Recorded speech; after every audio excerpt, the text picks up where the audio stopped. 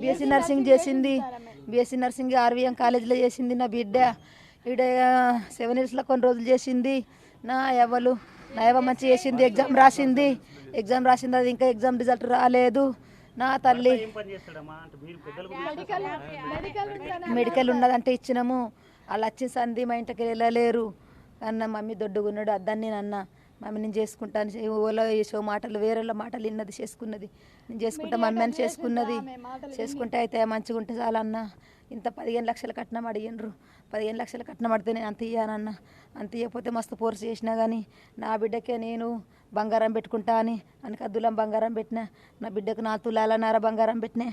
మర్రా పోలీసులకు ఫిర్యాదు చేసిరమ్మా ఇట్లా అనుమానం ఉంది అంటే 40 మంది పోలీసులు ఉన్నారు సార్. 40-50 మంది పోలీసులు. నిజంగా ఆమె ఆత్మహత్య అయి ఉంటే మీరు ఆడనే ఉండాలి కదా భర్త. వాళ్ళు ఎవరు లేరు ఫ్యామిలీ మొత్తం పోలీసులు. ఒక సీఎం కాన్వేకి నిలబడి ఏంది సార్ అది? ఎవరైనా ఒకవేళ సూసైడ్ అన్నా ఎంతమంది వస్తారు? ఒక 2, 3, 2, 3 వస్తారు కదా. ఏంది సార్ అది? వాళ్ళు పోలీసులను కూడా మొత్తం కొనేసిండ్రు వాళ్ళు. అంటే ఉరి పెట్టుకున్నట్లు ఏమన్నా ఉన్నాయమ్మా ఆనవాళ్ళు మీరు చూసినప్పుడు? మాకు చూపించలేరు సార్. మాకు అసలు మాకేం చూపించలేరు. మాకు ఆమె ఇప్పింది కూడా చూపించలేరు. ఇప్పిండి అయితే తీసుకొని గుంజుకొని పోతారు. మాకు చూడడానికి కూడా అవకాశం కూడా ఇవ్వలేరు.